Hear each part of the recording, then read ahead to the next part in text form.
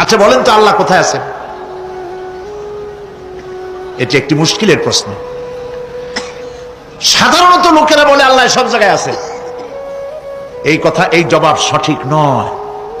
আকীদা সাফ হতে হবে। আল্লাহ সব জায়গায় আছে এই কথা সঠিক নয়। যদি আল্লাহ সব জায়গায় থাকেন তাহলে দুনিয়ার সব জায়গা ভালো না, কিছু কিছু খারাপ আছে। তাহলে খারাপ জায়গায়ও থাকতে হয়। নাউযুবিল্লাহ বলেন। আল্লাহ কোথায় আছে এই প্রশ্ন আল্লাহরই করি। সওয়ালে মুকদ্দারের জবাব, পৃথিবীর মানুষ আল্লাহকে প্রশ্ন করবে তুমি কোথায় আছো। রব্বুল আলামিন প্রশ্ন করার আগে জবাব দিয়ে দিয়েছেন, আর রাহমানু আলাল আরশি ইস্তাওয়া।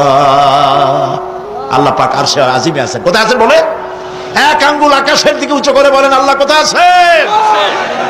আরশে আজিমে আছেন। সুবহানাল্লাহ। তবে আরশে আজিমে আছেন যে অবস্থা এমন নয় যে তিনি সাংঘাতিক রকমের কুয়াশার কারণে বাংলাদেশে কি হইতেছে তা দেখতে পান না। সে আল্লাহ রাব্বুল আলামিন সব কথা পরিষ্কার করে বলেছেন, আমি তোমার ঘাড়ের কাছে।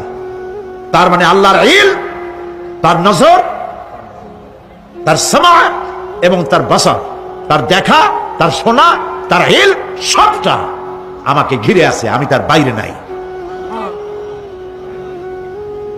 আল্লাহ মানুষকে সতর্ক করতেছেন,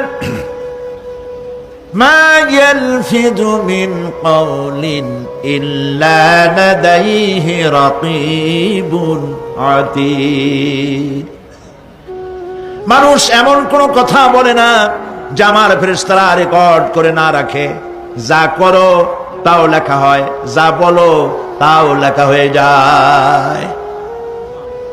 দুনিয়ায় গোয়েন্দা বিভাগ আছে, আমার দেশে গোয়েন্দা বিভাগ আছে না? কি নাম কত দুই একটা আন্দাজে কইলো আছে।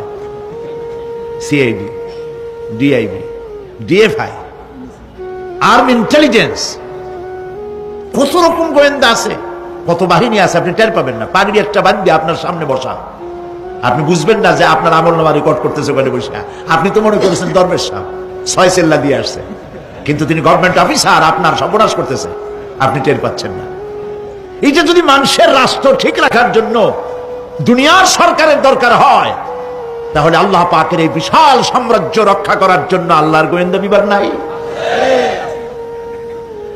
আল্লাহ রাব্বুল আলামিন তার গোয়েন্দা বিভাগ কাজ করতেছি, আমরা বিশ্বাস করি না, আমরা বুঝতে পারি না, যার জন্য অন্যায়ের মধ্যে লিপ্ত হয়ে যাই।